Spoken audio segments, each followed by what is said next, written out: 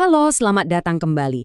Hari ini kita akan bedah bareng-bareng makna teologis yang jauh lebih dalam dari Paskah yang biasa kita dengar. Kita akan coba lihat Paskah bukan cuma sebagai sebuah peristiwa, tapi sebagai bagian dari sebuah cerita kosmik yang besar yang menyangkut penciptaan, kebebasan, dan tentu saja kebangkitan. Oke, langsung aja kita mulai ya. Jadi, kisah Paskah itu dimulainya dari satu detail yang kelihatannya sepele, tapi ternyata artinya dalam banget loh yang tertulis di dalam Injil. Mungkin kita sering ya baca ayat ini sambil lalu. Tapi, coba deh perhatikan. Injil Yohanes dan Matius itu sengaja banget menekankan kalau para perempuan datang ke kubur itu pas hari pertama, subuh-subuh, dan yang paling penting, ketika hari masih gelap. Ini bukan sekedar catatan waktu biasa, teman-teman. Ini ada maksudnya. Jadi, pertanyaannya, kenapa sih detail hari pertama dan masih gelap ini penting banget? Jawabannya, ini bukan cuma soal jam berapa kejadiannya. Ini tuh kayak gema, kayak eko dari hari pertama yang lain, yang paling pertama di Alkitab. Nah, untuk benar-benar ngerti makna kebangkitan, kita justru harus mundur jauh ke belakang. Ya, disinilah letak jawabannya. Misteri tentang hari pertama Paskah ini, kuncinya ada di hari pertama penciptaan. Coba kita lihat perbandingan ini deh, ini menarik banget. Di kitab Kejadian, pada hari pertama Tuhan berfirman, jadilah terang. Tapi anehnya, matahari, bulan, dan bintang-bintang kan baru diciptakan di hari keempat. Jadi, Terang apa dong yang ada di hari pertama itu? Ini kan jadi teka-teki ya. Matahari belum ada, tapi terang udah ada. Nah, menurut sumber yang kita bedah ini, jawabannya justru ada di kitab Perjanjian Baru di awal-awal Injil Yohanes. nah ini dia. Di sini teorinya jadi jelas banget. Terang yang asli di hari pertama penciptaan itu bukan terang matahari, tapi Yesus sendiri. Sang Firman, Sang Logos, sumber dari segala kehidupan. Makanya kebangkitannya di hari pertama saat masih gelap, itu jadi simbol dimulainya sebuah ciptaan yang baru. Fajar yang baru, di mana Yesus sendirilah sumber terangnya. Oke, jadi kita udah lihat ya, Paskah itu nyambung banget sama kisah penciptaan. Tapi, bukan cuman itu. Ada satu lagi benang merah yang sangat penting, yaitu hubungannya dengan Paskahnya orang Yahudi atau Passover. Masih ingat kan ceritanya di kitab Keluaran? Bangsa Israel diperintahkan untuk mengoleskan darah anak domba di tiang pintu rumah mereka. Kenapa? Supaya malaikat maut melewati atau pass over rumah itu. Ini adalah tiket mereka untuk bebas dari perbudakan di Mesir. Nah, kisah ini bukan cuma cerita sejarah loh. Ini adalah bayangan, sebuah nubuatan kuat tentang pengorbanan yang jauh lebih besar.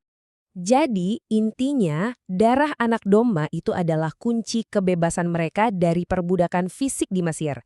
Nah, ini paralel langsung dengan karya pengorbanan Yesus. Kalau darah domba membebaskan dari Mesir, pengorbanan Yesus menawarkan kebebasan dari perbudakan yang lain, yang lebih dalam, yaitu perbudakan dosa dan maut.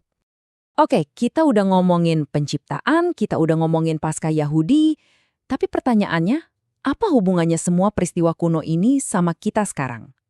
Nah, disinilah peran kuncinya, yaitu Roh Kudus. Ini konsep yang sentral banget. Menurut teori anak Allah ini, status sebagai anak Allah itu bukan karena keturunan atau suku bangsa, sama sekali bukan. Tapi karena kita dipimpin oleh Roh Allah. Dan roh yang sama inilah yang membebaskan kita dari roh perbudakan yang membuat kita takut. Jadi, Roh Kudus ini benar-benar kayak benang emas yang menyatukan semuanya. Coba lihat polanya. Di awal penciptaan, Roh Allah melayang-layang di atas air. Terus Roh Kudus juga yang turun ke atas Yesus waktu baptisan. Dan roh yang sama juga yang diberikan kepada kita untuk menjadikan kita anak-anak Allah. Jadi, kebebasan dari perbudakan di Mesir itu cerminannya adalah kebebasan dari roh perbudakan yang dibicarakan di Roma 8. Semuanya terhubung oleh Roh Kudus. Nah, semua benang merah yang tadi kita urai, dari penciptaan, Paskah Yahudi, sampai peran Roh Kudus, semuanya mengerucut ke satu janji puncak dari Paskah. Dan janji ini bukan cuma tentang apa yang terjadi pada Yesus di masa lalu, tapi tentang apa yang akan terjadi pada kita di masa depan. Di Alkitab, Yesus disebut sebagai yang sulung atau buah sulung dari antara orang mati. Apa artinya buah sulung? Ini istilah pertanian. Kalau ada buah sulung, itu tandanya panen raya akan segera menyusul. Jadi, kebangkitan Yesus itu bukan kejadian tunggal yang selesai begitu saja. Sama sekali bukan. Itu adalah awal. Yang pertama dari panen kebangkitan yang jauh lebih besar. Jadi, apa sih sebenarnya inti dari Injil atau kabar baik itu? Seringkali kita berpikir kabar baiknya adalah Yesus sudah bangkit. Ya, itu benar, tapi itu baru setengahnya.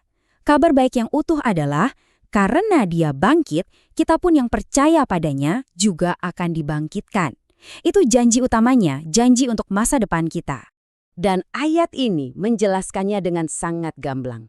Roh Kudus yang sama, yang punya kuasa untuk membangkitkan Yesus dari kematian, kalau roh itu tinggal di dalam kita, maka roh itu juga yang akan menghidupkan tubuh kita yang fana ini. Roh Kudus itu adalah jaminannya, DP-nya kalau boleh dibilang begitu. Dan kita nggak lagi ngomongin cuma sekedar hidup lagi ya.